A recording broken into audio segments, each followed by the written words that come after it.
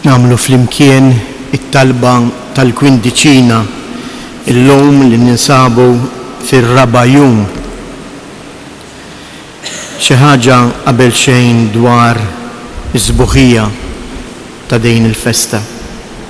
Il-qofol u ċ-ċentru tal-ħajja nisranija hija ċelebrazzjoni tal-Għid il-Kbir, ir-rebħa ta' Kristu fuq id-dnub u l-mewt. Rebħa li Kristu kisibha għalina biex aħna ma mmutux, iżda biex ngħixu fih għal dejjem. Għalhekk il-Knisja kollha, kemm dik tal-Lvant kif ukoll dik tal-Punent, ġifieri l-Knisja tagħna, tiċċelebra l-Għid tal-Assunta. U bħalma r-Randan huwa żmien ta' preparazzjoni għal festa tal-Għid il-Kbir, hekk ukoll dawn il-15 ġurnata, dak li aħna nsejħula l-kwindiċina, il-Knisja tal-Lvant issejħilhom ir-Randan iż-żgħir għaliex huma wkoll jiem mhux biss ta' talb imma anke ta' penitenza. U għalhekk hija xi ħaġa sabiħa li f'dan il-ktejjeb li għadna kemm stampajna issibu talb kemm il-Knisja tal-Lvant u kemm tal-Punent, it-tnejn flimkien ninaqdu fi Knisja waħda biex permezz ta' Marija infaħru lill-Omna Marija. Inqumu bil-wifqa biex issa nagħtu bidu għat-talba tal-kwindiċina.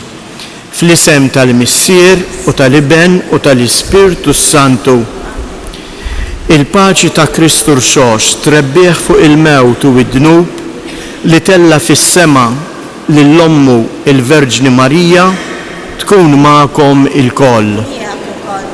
Noqogħdu bil-qiegħda. Talba tal-bidu. U Alla fed-dej ta' kulħadd għamilna denji li jinqimu u niċċelebraw bi spirtu safi il-ġisem meħlus mid-dnub dan il-jum kbir ta' festa tal-Omm imbierka biex flimkien mal-qtajja tas-sema u l-kori tal-qaddisin u tal-Apostli għat-talb ta' din omna, żomna u eħlisna minn kull ħażen tal-ġisem u tar-ruħ. O Kristu mulej u Alla għal dejjem ta' dejjem. Amen. Se naqraw it-troparju hija qisha ta' antifona ħsieb qasir li jgħidu jingħad fil-Knisja tal-Orjent, ħsieb mimli simbolizmu u riflessjoni fuq il-missjoni ta' Omna Marija. Araw l-insara tal-Lvant kif ifaħru lill-Alla quddiem il-misteru tal-Inkarnazzjoni. Tieqaf tissamma kull widna għall-aħbar tal-għaġeb tal-umiltà ta' Alla li brieda sħiħa jiċċekken u jsir bniedem f'ġewf ta' verġni. U għalhekk aħna infaħruk, Omm Immakolata ta' Alla. Il-Vanġelu skont San Luqa. L-Anġlu daħal għandha u qalilha: Slim għalik mimlija bil-grazzja il-mulej miegħek. Id ħawdet ħafna għal dan il-kliem u bdiet taħseb bejna u bejn ruħha x'qed qatt tfisser din it-tislima. Iżda l-Anġlu qalilha: Ifraħ Marija, għax jien sibt grazzja quddiem Alla. Ara, jien se tnissel fil-ġuf u jkollok iben u jissemmih Ġesu. Jew hekk ngħaddu llum dan ir-raba' jum tal-kwindiċina milli xin niftakru anke tnislu dik il-ġegoratorju sabiħa li bent Alla sar bniedem u għammar fosta. Alla ċekken u ma stmerx isir bniedem fil-ġewf safi ta' Marija. Nqumu bil-wifqa u ngħidu flimkien: O Marija wis grazzjuża, inti l-Omm, inti l-Gluża, inti l-Bint, inti l-Arusa tal-Qaddisa Trinità. Mela lilek, o Marija, aħna nagħtu kull foħrija sabiex miegħek imħennija ingawdowk fl-eternità. Ngħidu għalhekk issa flimkien it-tliet Ava Marijiet li talbitna biex ngħidu il-Madonna ta' Pinu fġieħ 3 ijiem li l-ġisem tagħha dam fil-qabar. Sliem għalik Marija bil-grazzja mimlija l-mulej miegħek. Imbierka inti fost in-nisa, imbierek il-frott tal-ġuf tiegħek Ġesu.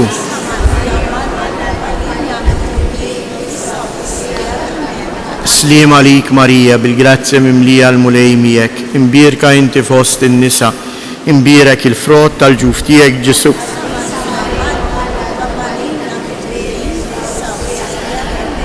Sliem għalik Marija bil-grazzja mimlija l-mulej miegħek. Imbierka inti fost in-nisa, imbierek il-frott tal-ġuf tiegħek Ġesu.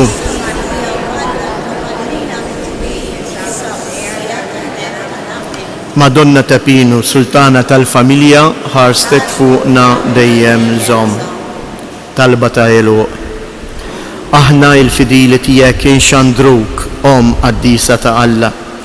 U kif huwa d-dmir tagħna insebħuk u belt li ma titċaqlaqx, ħajt li ma tinfdux, ħarsien li ma jiġġarrafx u ken tar-ruħ tagħna. Ħarisna minn kull perjeklu, lilna għaddejja tiegħek, Om qaddisa ta' Alla, sabiex infaħruk bħala t-tama tar-ruħ tagħna. Amen. Fakkarkom dan il-ktejjeb tal-kwindiċina tistgħu takkwistawh imbagħad mill-ħanut tas-santwarju.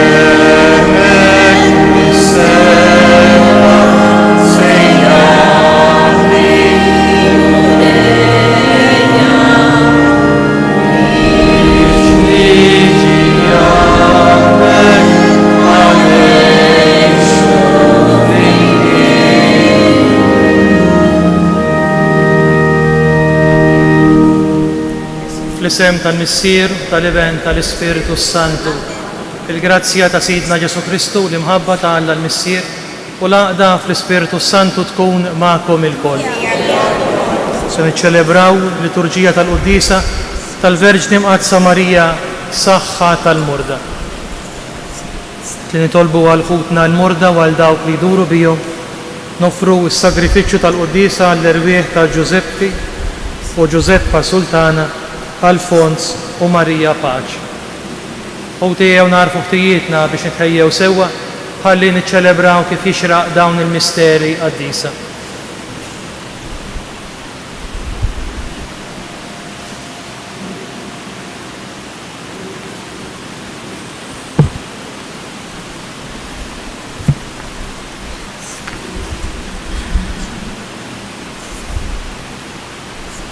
Int li sa minn dejjem għażilt lill-Verġni Marija biex tkun ommok bħala bniedem mulej ħnina. Int li rid lill-Verġni Marija tkun mimlija bil-grazzja sa mill-ewwel mument ta' tnissil tagħha, Kristu ħnina. Int li bagħat lill-Anġlu Gabriel iħabbar lill-Verġni Marija l-misteru tal-inkarnazzjoni tiegħek, mulej ħnina. Beħenna għalina Alla li jista' kollox, jaħfrilna dnubitna u jwassalna għal ħajja ta' dejjem.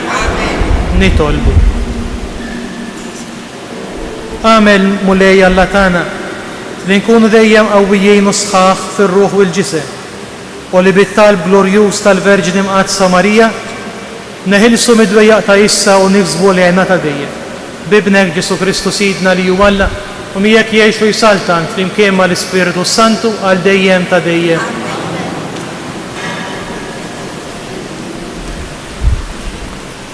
Qari mill-ktieb tal-Profeta Ġeremija. F'dak iż-żmien, oraklu tal-Mulej, jien inkun Alla ta' tribujiet kollha ta' Iżrael u huma jkunu il-poplu tiegħi. Dan jgħid il-Mulej, il-poplu li ħeles mis-sejf sab ħniena fid-deżert, Iżrael terraq lejn il-mistrieħ tagħha. Bil-bogħod il-Mulej derlu, bimħabba ta' dejjem ħabbejtek, għalhekk il-ħlewwa tiegħi tfajt għalik. Jien nerġa' nwaqfek fuq riġlejk, o xebba ta' Iżrael, u inti tieqaf. Terġa' tiżejjem bit-tnabar tiegħek u toħroġ tisfen fer-rieħa. Terġa' tħawwel id-dwieli fuq il-muntanja tas Samarija. Il-bdiewa tiegħek iħawlu u jiġbru l-ewwel frott. Għax jasal jum meta fuq il-muntanja ta' Efraim l-assisa jgħidu u jgħidu: Qumu, ejjew nitilgħu Sion għand il-Mulej Alla tagħna. Għax dan jgħid il-Mulej: għannu bil-ferħ għal Ġakob, selmu lill-ewlieni fost il-ġnus. Xandru, faħru u niedu, il-Mulej isalva l-poplu tiegħu, il-fdal ta' Iżrael. Il-kelma tal-Mulej. Salm responsorjali. Il-Mulej ħarisna kif ra jħares il-merħla tiegħu. Il-Mulej ħarisna kif ra jħares il-merħla tiegħu. Isimgħu ġnus kelmet il-Mulej. Xandru għal-bogħod fil-gżejjer u għejdu: dak li xerret lill-Iżrael jiġbru u jħarsu kif ra jħares il-merħla tiegħu. Flimkien, il-Mulej ħarisna kif ra jħares il-merħla tiegħu. Għax il-Mulej feda lil Ġakob, ħelsu munit wieħed aqwa minnu. Għad jiġu u jannu fuq l-għolja ta' Sion u wiċċhom jiddi minħabba t-tieba tal-Mulej. Flimkien, il-Mulej ħarisna kif ra jħares il-merħla tiegħu. Jifirħu xbejbiet bisfin, jifirħu żgħażagħ u xjuħ. Jiena nbiddel il-viesu tagħhom fena, nfarraġhom u nferraħhom wara l-hemm tagħhom. Flimkien, il-Mulej ħarisna kif ra jħares il-merħla tiegħu.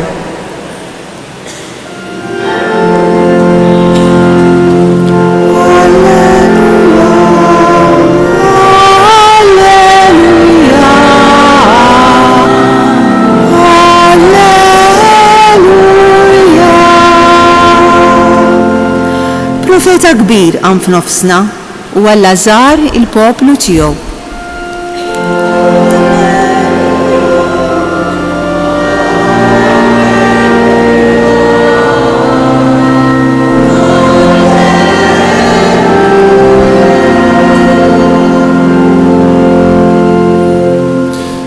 Il-Mulej magħkom. Qari mill-Evanġelju skont San Mattew. F'dak iż-żmien Ġesu ħareġ minn hemm u telaq lejn Tir u Sidon. U ħarġet waħda mara Kananija minn dawk l-inħawi u għabdet tajjat u tgħid ħenna għalija mulej bin David, binti għandha fija xitan u madura ħafna. Iżda hu ma weġibiex kelma. Resqu lejh id-dixxiepli tiegħu jitolbuh u jgħidulu eħles minna għax ġejja tajjat warajna. Imma hu qalilhom ma ġejx nibgħut ħlief għannaċ li ntilfu mid-dar ta' Iżrael. Iżda hi resqet, inxteħtet qudiemu u qaltlu enni mulej. U weġiba mhux sewwa tieħu l-ħobs tal-uliet u tixħtu lill-ġriewi. Ekku mulej, qaltlu. Iżda l-ġriewi wkoll jieklu l-frak li jaqa' minn fuq il-mejda ta' sidinu. Ba Ġesu wieġeb u qalilha mara, il-fidi tiegħek kbira, ħajsirlek kif tixtieq. U minn dak il-ħin stess binta fiqet. Il-kelma tal-mulej kif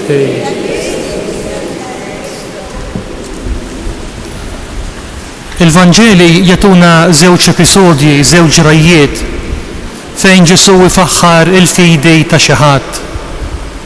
Bosta drabi fil-Vanġeli insibu lil Ġesu bħal jilmenta minn nuqqas ta' fidi illi kellhom dawk li kienu jduru miegħu, inklużi d-dixxiepli tiegħu.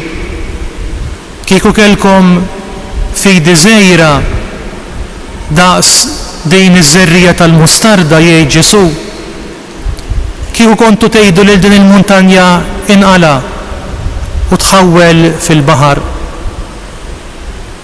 Iż-żewġ episodji huma r-rakkont tal-lum li smajna s-sissa jixxandar permezz tas-silta tal-Vanġelu u l-ġrajja tas-soldat taċ-ċenturjun ta' Kafarnawm.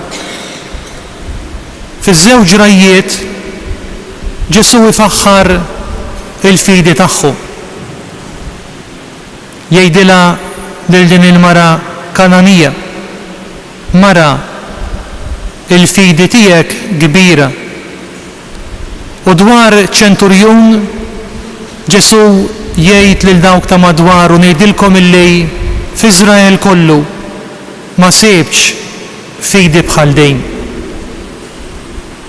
Ġesu jilmenta minn nuqqas ta' fidi ta' dawk ta' madwaru, ta' dixxiepli tiegħu u jfaħħar il-fidi ta' żewġ persuni barranin li ma kienux Lut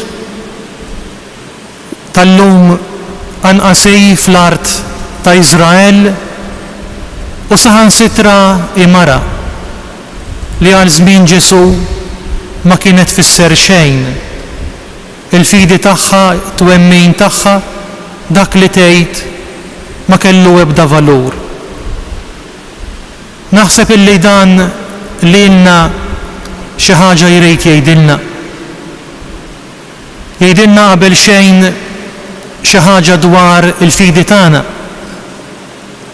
Jekk hijiex fidi kbira bħal ta' din il-mara, jew inkella hijiex fidi żgħira, jew hemmx nuqqas ta' fidi. Bħalma Ġesu jilmenta mid-dixxiepli tiegħu, mill-apostli, minn dawk li kienu ifittxuh għas-sinjali u għall-mirakli.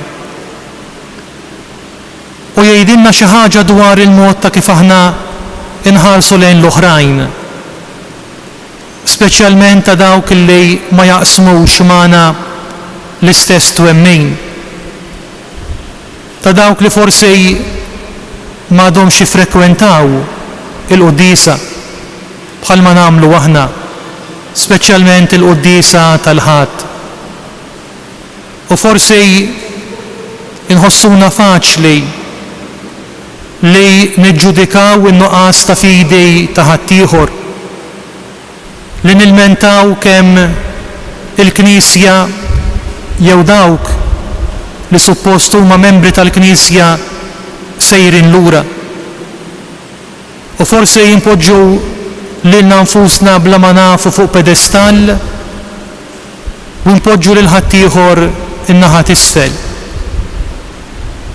Forsi jgħidilna li anke min formalment bħalma kienu id-disċipli ma jappartjenix lill-Knisja jew lill-komunità liturġika li tinġabar għal qudiesa, forsi ma jfissirx għal kollox nuqqas ta' twemmin, għalkemm jista' jesprimi diffikultajiet oħra fil-mod ta' kif it-twemmin jiġi espress.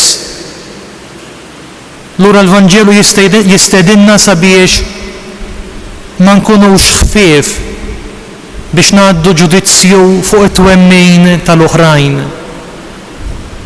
biex ma nitkazawx bin-nuqqas ta' twemmin tal-oħrajn, anzi ma għandna nitkażaw b'ħadd u ma għandna nagħmlu ġudizzju fuq ħadd. Għaliex il-kejl tal-fidi ta' persuna jew oħra jafu biss il-mulej u biss li mħallef u biss li jista' jiġġudika il-qalb, għaliex hu biss għandu l-għarfien ta' dak li hemm moħbi fil-qalb. Edna li din is-silta tal-Vanġelu tgħid xi ħaġa wkoll dwar il-fidi tagħna, sabiex aħna nirriflettu, nippurifikaw u nikbru fil-fidi tagħna. Kif nikbru fiż-żmien, fis-snin, hekk jeħtieġ illi nikbru wkoll fil-grazzja. Kif jgħallimna r-rakkont ta' tfulija ta' Ġesu. Ġesu jikber fit-tul, fiż-żmien u fil-grazzja quddiem Alla. Għax il-fidi tagħna hija esperjenza dinamika. Il-fidi mhijiex sempliċement ġabra ta' twemmin kontenut.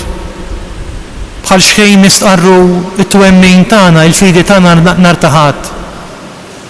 Imma l-fidi tagħna hija esperjenza dinamika li timxi. U fit-tradizzjoni nisranija ngħidu illi fit-triq ta' Alla jekk ma nimxux il-qudiem aktarx illi nimxu lura. M'hemmx neutralità fit-triq ta' Alla. Ma nistgħux nibqgħu fl-istess post. Jew nimxu l-qudiem, nimmaturaw, nitqazzu iżjed, inkella nitbedu. U l-Papa meta kien fostna hawnhekk fuq it-suntier ta' dan is-santwarju għamlilna stedina wkoll rigward il-fidi tagħna biex aħna kun nistgħu nikbru fija.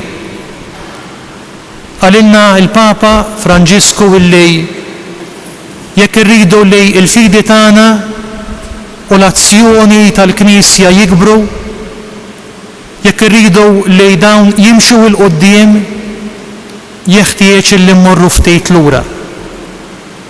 Mhux biex nieqfu fil-passat u nilmentaw mill-preżent, imma sabiex immorru lejn is-sors oriġinali tat-twemmin tagħna. U l-Papa waqt li jirrifletti fuq ix-xena tal-Kalvarju fejn bdiet l-esperjenza tal-Knisja f'Marija u fi Ġwanni, jgħidilna li aħna jeħtieġ li mmorru għall-eruq, għas-sempliċità, għall-oriġini tal-esperjenza ta' twemmin tagħna. Jiġifieri ir-rapport tagħna ma' Ġesu, ir-relazzjoni tagħna ma' Ġesu. Għax f'Ġesu bħala pedament tinsab il-fidi tagħna, fih tikber u minnu tissaħħaħ il-fidi tagħna. U allura dan ir-rakkont jistaqsina dwar ir-relazzjoni tagħna ma' Ġesu, dwar kemm aħna infittxu lil Ġesu, kemm inkunu konxji tiegħu fil-mumenti tat-talb, kemm kapaċi jinsibu ħin biex nadurawh, biex inqimuh, biex inħobbuh. Ma jitlobniex affarijiet ta' barra minn hawn. Jitlobna nindunaw kemm aħna maħbubin minnu u kemm jixtieq ikompli jsawwa fuqna l-imħabba tiegħu. Ma dan jitlob minna li moħħna u speċjalment qalbna ikunu f'posthom fir-relazzjoni tagħna miegħu. Kbira hi l-fidi tiegħek mara, ħajsirlek kif tixtieq jgħidilha Ġesu. Ħatkun stedina għalina sabiex aħna niżlu dejjem l-eruq tagħna ta' twemmin tagħna fil-persuna ta' Ġesu.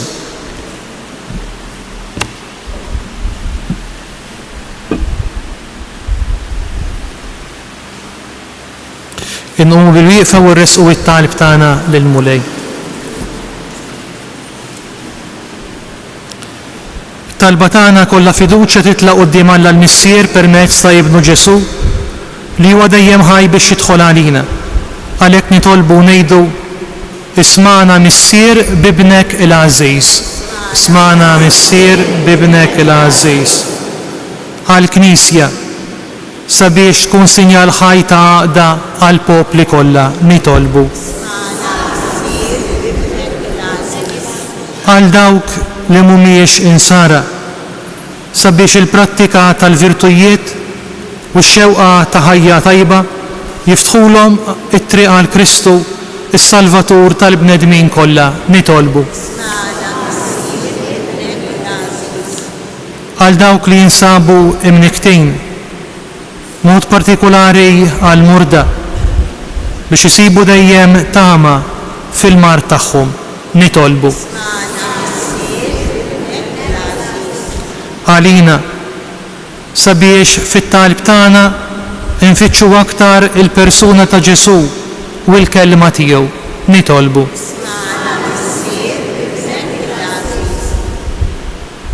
Mulej Alla tagħna, ħatina dejjem l-għajnuna tiegħek biex insiru nixbħu l-ibnek il-għażiż li fih in-natura divina ingħaqdet man-natura tagħna l-bnedmin u li jgħixu jsalta għal dejjem ta' dejjem.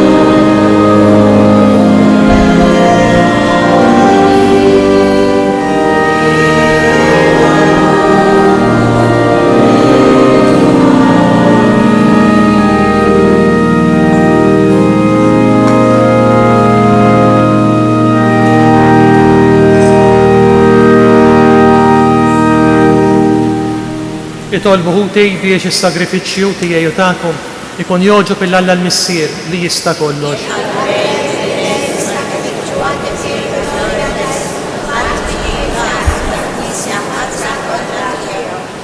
Il-ammulej jittalbu l-offerti li aħna l-fidili tiegħek qegħdin nagħmlulek fit-tifkira tal-Verġni Mqadsa Marija biex permezz tagħhom noġbu u naqilgħu l-għajnuna tat-tieba tiegħek bi Kristu Sidna. Il-mulej magħkom. Nerfgħu qlubna il fuq. Niżżu ħajr lill-mulej Alla tagħna. Xiera li roddulek ħajr sewwa li nsebħuk missier qaddis. Għaliex il-Verġni Imqazza Marija li ssieħbet mod tal-għaġeb fil-misteru ta' tbatija għal-morda li jitolbu l-ħarsin tagħha tiddi bħala sinjal ta' saħħa u ta' tama mis-sema. Lil dawk li jħarsu lejja tagħtihom eżempju tar-ruħ marbuta għal kollox mar-rieda ta' Alla. Kollha kemm hi xebħ ma' Kristu li fl-imħabba bla qies tiegħu għalina refa' fuqu il-mart kollu tagħna u tabba bin-niket tagħna. Bih il-tajja kollha tal-anġli ferħana għal dejjem quddiemek inqimu l-kobor tiegħek. Flimkien ma tagħhom ilqa' nitolbuk it-tifħir tagħna waqt li magħhom nifirħu u ntennulek. Qaddis, qaddis, qaddis, smawi kulab bija bil-gloria Osanna flora asmawi.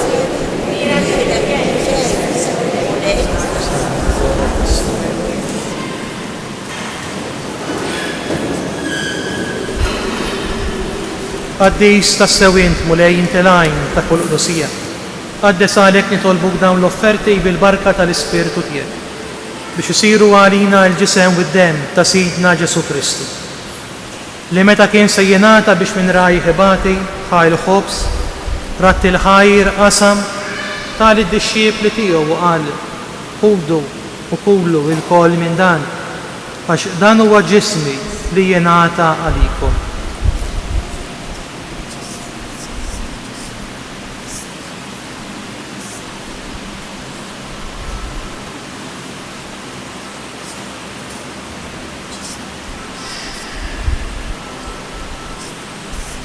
Ek ukoll wara li klaħa l-kalċi, reġa' ratti l-ħajr tali d-disċipli tiegħu u qal ħudu biex xorbu minnu bil-koll, għax dan huwa l-kalċi ta' demmi tal-patt il-ġdid li jibqa' dejjem. Id-dem li jixxerret għalikom u għall-bnedmin kollha għal maħfra ta' dnubiet.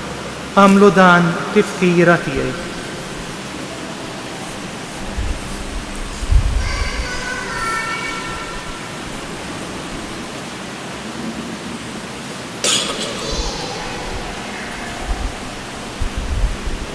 Dan hu il-misteru tal-fidi. Inħabru l-mewt tiegħek mulej, xandru bil-fer hawn min tiegħek nistennew sa ma tiġi fil-glorja. Għalhekk aħna nagħmlu dan tifkira tal-mewt u l-qawmien ta' Sidna Ġesu Kristu, nofrulek mulej il-ħobs tal-ħajja u l-kalċi tas-salvazzjoni. U rodulek ħajra x'oġbok tilqana hawn quddiemek biex naqduk. U miċ-ċokon tagħna nitolbu li l-Ispirtu Santu jaqadna f'ġisem wieħed li inna li nieħdu sem il-ġisem u d-dem ta' Kristu. Ftakar mulej fil-Knisja tiegħek imxerda mad-dinja kollha u taf li mħabba flimkien mal-Papa Franġisku, mal-Isqof tagħna Anton u mal-Ministri tiegħek kollha.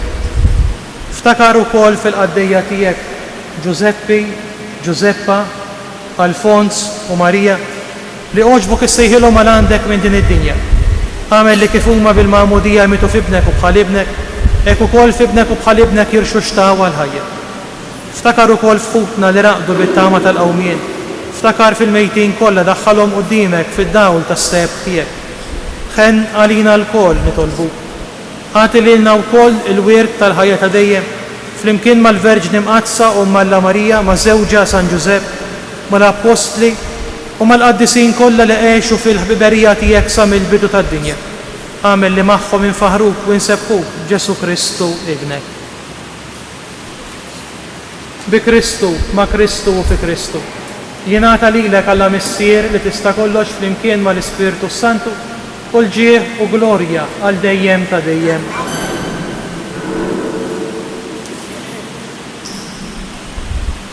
Ejjew nitolbu kif għallimna u ridna nagħmlu li ben ta' Alla għas-salvazzjoni tagħna missierna. Inti tismawi, jitqaddes ismek, tiġi saltata, ikun li trid kif is-sema jgħidha fl-ard. Ħobżnata kuljum għatina llum, affrinna ġnubietna bħalma naħfru bil-minuħa tiegħek, ma tdaħħalniex fil-tiġri iżda ħlisna. Eħlisna nitolbuk mulej minn kull deni. Għatina fit-tieba u l-ħnina tiegħek il-paċi fi żmienna biex inkunu ħielsa dejjem mid-dnub u mħarsa minn kull inkwiet. Aħna u nistennew u nittamaw ilena u l-miġġija tas-Salvatur tagħna Ġesu Kristu. Mulej Ġesu Kristu li qed l-apostli tiegħek Inħallilkom is-sliem, nagħtikom is-sliem tiegħi. La tħarix lejn dnubietna, iżda ħares lejn il-figli tal-Knisja tiegħek. Għatija sliem u laqda li inti trid fija, li tgħix wis-salta għal dejjem ta' dejjem. Il-paċi tal-mulej tkun dejjem magħkom. Għatu l-paċi lil xulxejn.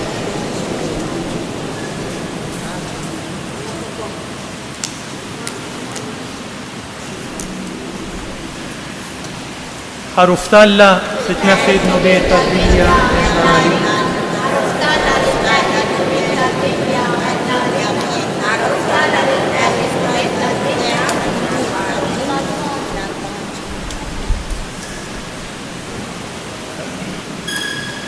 Dan hu l-ħaruf talla, dan hu li jneffi d-nubiet tad-dinja.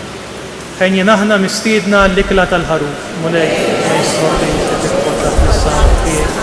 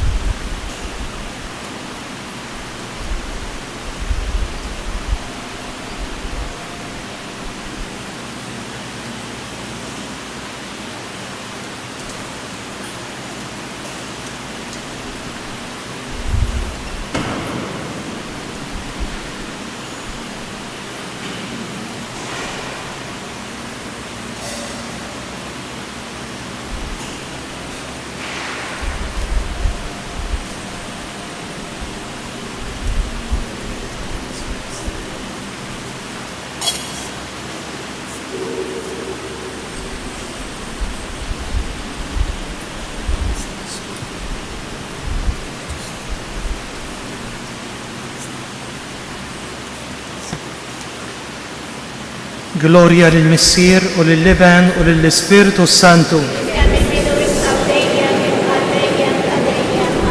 Nitolbu. U Alla s-sagrament tas-salvazzjoni tal-ġisem u d-dem ta' ibnek il-waħdini li bih qarbinna ferħana fġieħ il-Verġni Marija Ommu kun għalina ta' ġej tal-ħajja ta' issa u fil-ħajja ta' dejjem bi Kristu Sidna. Il-mulej ma'kom. Iberikkom Alla li jista' kollox il-Missier, Liben u l-Ispiritu Santu. Morru fil-paċi ta' Kristu.